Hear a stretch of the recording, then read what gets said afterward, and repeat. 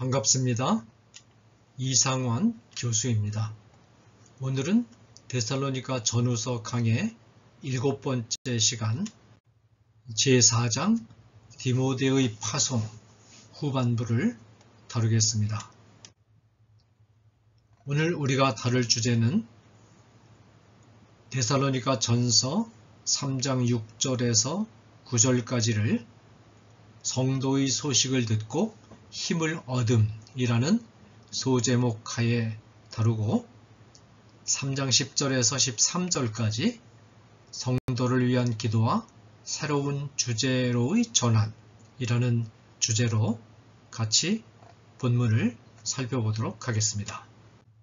먼저 3장 6절에서 9절까지 바울이 성도의 소식을 듣고, 즉 데살로니가 교회 성도의 소식을 디모데로부터 전해 듣고 힘을 얻는 그런 대목을 함께 생각해 보도록 하겠습니다. 아테네에서 바울의 지시에 따라 데살로니가로 들어갔던 디모데는 아테네를 떠나서 고린도에 와 있던 바울에게 돌아왔습니다. 6절부터는 디모데가 데살로니가로 갔다가 고린도에 돌아온 후에 바울에게 일어난 일을 서술합니다. 디모데가 고린도의 귀환에서 전한 소식은 바울의 마음속에 오랫동안 무거운 납덩어리처럼 들어앉아 있었던 짐을 일순간에 덜어주는 기쁜 소식이었습니다. 이 기쁜 소식은 데살로니가 교회 성도들의 아름다운 신앙생활 모습에 관한 것이었습니다. 이 모습에 대해서는 이미 1장과 2장에서 충분히 서술했지만 디모데가 돌아온 일을 서술하는 이 대목에서 바울은 표현을 달리해서 다시 서술합니다. 지금은 디모데가 너희에게로부터 와서 너희 믿음과 사랑의 기쁜 소식을 우리에게 전하고 또 너희가 항상 우리를 잘 생각하여 우리가 너희를 간절히 보고자 함과 같이 너희도 우리를 간절히 보고자 한다 하니. 이 본문은 데살로니가 교회 성도들의 신앙생활의 세 가지 모습을 소개하고 있습니다. 첫째로 이들은 믿음이 있는 자들이었습니다. 둘째로 이들은 사랑의 실천이 있는 자들이었습니다. 믿음과 사랑이 등장하는 것을 볼 때 우리는 1장 3절에 소개되었던 세 단어인 믿음, 소망, 믿음, 사랑, 소망을 연상하게 됩니다.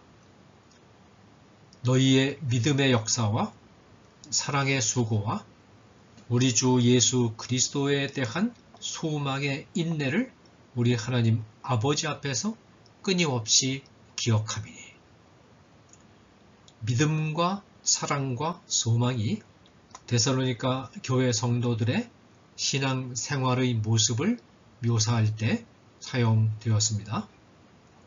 믿음과 사랑은 1장 3절이나 오늘의 본문인 3장 6절에 공통되는 요소입니다. 셋째로 이들은, 즉 데살로니가 교회 성도들은 지도자를 간절히 보고 싶어 하는 자들이었습니다. 이 세 번째 특징인 1장 3절의 소망이 3장 6절에서는 새로운 내용으로 대체됩니다. 새로운 내용은 데살로니가 교회 성도들이 그들의 충실한 지도자였던 바울 일행을 잘 생각하고 있을 뿐만 아니라 간절히 보고 싶어 한다라는 것입니다. 바울의 글을 읽어보면 비슷비슷한 내용을 반복해서 말하고 있는 것 같은데 잘 살펴보면 어딘가 한 군데는 다르고 새로운 내용이 들어있어서 비슷비슷한 것 같으면서도 똑같은 것은 하나도 없는 특징을 보여줍니다. 이것이 바울의 글의 매력이기도 합니다. 일관된 하나의 큰 흐름 속에 헤아릴 수 없이 많고 다양하고 새롭고 특이한 요소들이 보석처럼 박혀서 반짝이고 있는 것입니다. 하나님을 향한 믿음과 인간을 향한 사랑의 실천의 조화에 대해서는 1장 3절을 공부할 때 강조한 바 있습니다. 여기서는 새로운 요소, 곧 바울 일행을 잘 생각했다는 구절과 바울 일행을 간절히 보고 싶어 했다라는 구절의 의미를 생각해 보도록 하겠습니다. 인간적인 측면에서만 보면 바울 일행은 평화롭던 데살로니가에 들어와서 소란만 일으키고 데살로니가 교회 성도들의 생활을 힘들게 만들어 놓고 떠난 문제아들로 여겨질 수도 있었습니다. 내가 세상에 화평을 주러 온 줄로 생각하지 말라. 화평이 아니라 검을 주러 완도라. 라는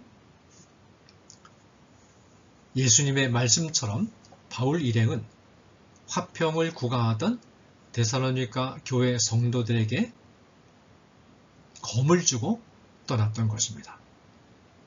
그런데 놀랍게도 데살로니가 교회 성도들은 개종한 지 얼마 되지 않은 성도들이었음에도 불구하고 바울 일행을 문제아로 생각하지 않고 오히려 이들을 잘 생각했습니다. 잘 생각했다는 말은 선한 기억을 가지고 있다라는 뜻입니다. 그뿐만 아니라 이들을 그렇게 보고 싶어 했던 것처럼 이들도 바울 일행을 보고 싶어 했습니다. 데살로니가 교회 성도들은 데살로니가에서 일어난 소동이 자신들의 생활에 많은 불편을 가져다 주고 자신들을 고난 속에 몰아넣었음에도 불구하고 바울의 가르침과 사역의 참뜻을 이해하고 이들을 신뢰하고 이들을 보고 싶어 했습니다.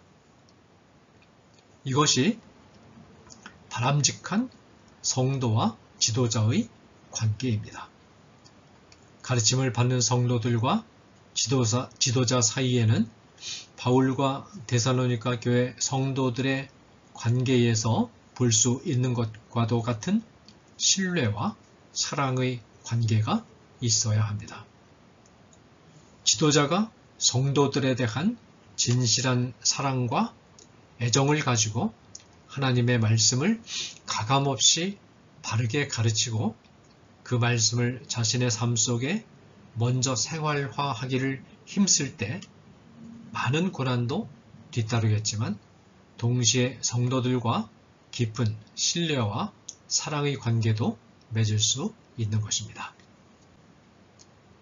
바울은 디모데로부터 데살로니가 교회 성도들이 바울에 대해서 그리고 바울의 동료들에 대해서 선한 기억을 가지고 있으며 바울 일행을 많이 보고 싶어 한다는 소식을 전해 듣고 천근같이 무거웠던 바울의 마음의 짐이 덜어지는 것을 느낄 수 있었습니다.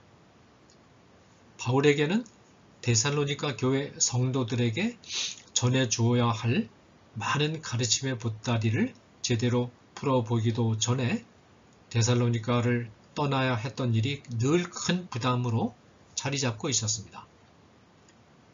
그리스도를 따르는 자들에게는 환난이 따르기 마련이라는 점을 강조하긴 했지만 데살로니가 교회 성도들을 환난 속에 빠뜨린 데 대한 미안한 마음도 있었고 예상되는 환난을 견뎌낼 수 있을까 하는 염려도 있었고 자신들에 대한 오해 때문에 자신들을 미워하지는 않을까 하는 우려도 있었습니다. 그런데 데살로니가 교회 성도들이 자신들에 대해서 선한 기억을 가지고 있었고 자신들을 보고 싶어 한다는 소식을 디모데에게서 듣는 순간 이 모든 염려와 우려가 씻은 듯이 사라지고 비로소 숨통이 트이는 경험을 한 것입니다. 이런 바울의 고양된 마음의 상태가 7절에서 9절에 잘 나타나 있습니다. 7절을 보겠습니다. 이러므로 형제들아 우리가 모든 궁핍과 환난 가운데서 너희 믿음으로 말미암아 너희에게 위로를 받았노라. 궁핍으로 번역된 단어는 실의 또는 좌절이라는 뜻으로도 번역될 수 있습니다. 바울이 궁핍이나 환난이라고 한 것은 물리적인 어려움보다도 바울 자신이 데살로니가를 떠난 이후에 겪어야 했던 심리적인 고통을 가리키는 것으로 보는 것이 자연스럽습니다. 바울은 데살로니가 교회의 일로 인해서 마음에 찾아온 고통, 곧 고린도에 도착할 무렵에는 약하고 두려워서 떨었을 정도로 자신을 힘들게 했던 정신적인 고통으로부터 이제 벗어나서 위로를 받았다는 것입니다. 바울의 마음은 8절에 계속해서 나타납니다. 그러므로 너희가 주 안에 굳게 선즉 우리가 이제는 살리라. 바울 일행이 데살로니가를 떠난 이후에도 데살로니가 교회 성도들이 환난에 굴복하지 않고 굳게 서가고 있다는 소식을 듣고 나니까 비로소 바울은 숨을 제대로 쉴 수 있게 되었다는 것입니다. 그러면서 바울은 9절에서 다시 한번 하나님께 감사의 찬양을 드립니다. 우리가 우리 하나님 앞에서 너희로 말미암아 모든 기쁨으로 기뻐하니 너희를 위하여 능히 어떠한 감사로 하나님께 보답할까. 자, 이제 이어서 3장 10절에서 13절 성도를 위한 기도와 새로운 주제로의 전환을 다루는 말씀을 살펴보겠습니다. 디모데를 데살로니가로 보내게 된 경위와 이 일과 관련되어 자신이 받은 위로와 기쁨이 어떤 것이었는가를 서술한 바울은 데살로니가 교회 성도들을 위한 기도로 서술을 마무리하고 4장 1절부터는 새로운 주제로 넘어갑니다.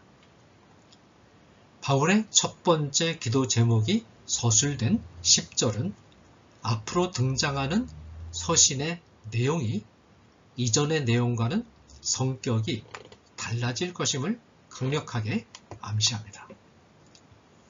주야로 심히 간구함은 너희 얼굴을 보고 너희 믿음이 부족한 것을 보충하게 하려 함이라. 자, 어떤 점에서 바울의 서술이 달라지는 것일까요? 바울은 데살로니가 교회 성도들을 만나게 되기를 하나님께 기도하고 있는데 그 목적은 그들의 믿음의 부족함을 온전케 하려는 마음이 있기 때문이라고 말하고 있습니다. 지금까지는 데살로니가 교회 성도들의 대견한 신앙생활의 모습을 칭찬하는 데 힘을 기울였던 바울이 이제는 이들의 신앙생활에 부족한 부분이 있음을 말하기 시작한 것입니다. 바울이 그들을 보고 싶어한 이유는 바울 자신이 데살로니가 교회 성도들을 향해 가졌던 인간적인 그리움을 채워주고 위로를 받으려고 한 것만은 아니었습니다. 더 중요한 이유는 데살로니가 교회 성도들의 부족한 부분을 채워주려는 데 있었습니다. 이것은 4장 이하의 서술의 방향을 말해주는 것이기도 합니다. 곧 4장 이후부터는 데살로니가 교회의 잘못된 신앙생활을 바로잡고 경고하는 내용을 말하게 된다는 것입니다. 계속되는 11절에서 바울은 데살로니가로 들어가는 길을 가로막고 있는 사탄의 방해 공작을 하나님이 제거해 주시고 데살로니가로 들어갈 수 있는 길이 순탄히 열리기를 기도합니다. 하나님 우리 아버지와 우리 주 예수는 우리 길을 너희에게로 갈 수 있게 하시오며, 갈 수 있게 한다는 말은 장애물을 제거한다는 뜻입니다. 여기서 우리가 잠시 주의를 기울이고 지나가야 할 점은 서론에서도 말씀드린 바와 같이 사도 바울은 성부 하나님께 돌아가야 할 신성을 똑같이 예수 그리스도에게도 돌리고 있다는 점입니다. 이 사실은 하나님 우리 아버지와 우리 주 예수라는 구절에 잘 나타나 있습니다. 바울은 성부 하나님과 성자 하나님을 나란히 병렬시킴으로써 예수 그리스도를 성부 하나님과 동등하게 대우하고 있습니다. 바울 당시 예수 그리스도를 하나님으로 인정한다는 것은 성부 하나님만을 하나님으로 인정했던 유대교로부터 배반자로 낙인 찍히고 유대인들의 공동체로부터 추방당하고 때로는 생명의 위협까지도 무릅쓴다는 것을 의미했습니다. 이 같은 상황에서 바울이 성부와 성자를 동등한 하나님으로 언급했다는 것은 적어도 유대 사회에서는 어지간한 믿음과 용기가 아니면 하기 어려운 일이었습니다. 12절에서는 데살로니가 교회 성도들 상호간에 사랑이 넘치게 해달라는 기도를 드립니다. 또 주께서 우리가 너희를 사랑함과 같이 너희도 피차간과 모든 사람에 대한 사랑이 더욱 많아 넘치게 하사. 여기서도 바울은 자신이 데살로니가 성도들을 향해서 품은 사랑을 본받을 것을 권고합니다. 바울이 데살로니가 교회 성도들을 진정한 마음으로 사랑한 것처럼 데살로니가 교회 성도들도 서로를 사랑하라는 것입니다. 바울은 바울 일행의 모습을 본보기로 제시하면서 데살로니가 교인들에게 본받을 것을 권고합니다. 복음 또는 가르침은 먼저 가르치는 자의 삶 속에 충분히 내면화되고 생활화되어 있어야 전달받는 자들에게 감동을 주고 이들을 변화시킬 수 있습니다. 13절에서 바울은 재림의 날의 문제에 관심이 집중되어 있는 데살로니가 교회 성도들이 거룩한 마음과 흠없는 모습으로 설 수 있도록 도와달라고 기도함으로써 서술을 마무리합니다. 너희 마음을 굳건하게 하시고 우리 주 예수께서 그의 모든 성도와 함께 강림하실 때에 하나님 우리 아버지 앞에서 거룩함에 흠이 없게 하시기를 원하노라. 이 기도문에서 바울은 주님이 재림하셔서 우리의 모든 내면적이고 외적인 생활을 심판하실 때 그분의 불꽃 같은 눈앞에서 거룩한 마음과 흠없는 삶의 모습을 보여드린다는 목표를 마음에 두고 힘쓸 것을 권고합니다. 감사합니다.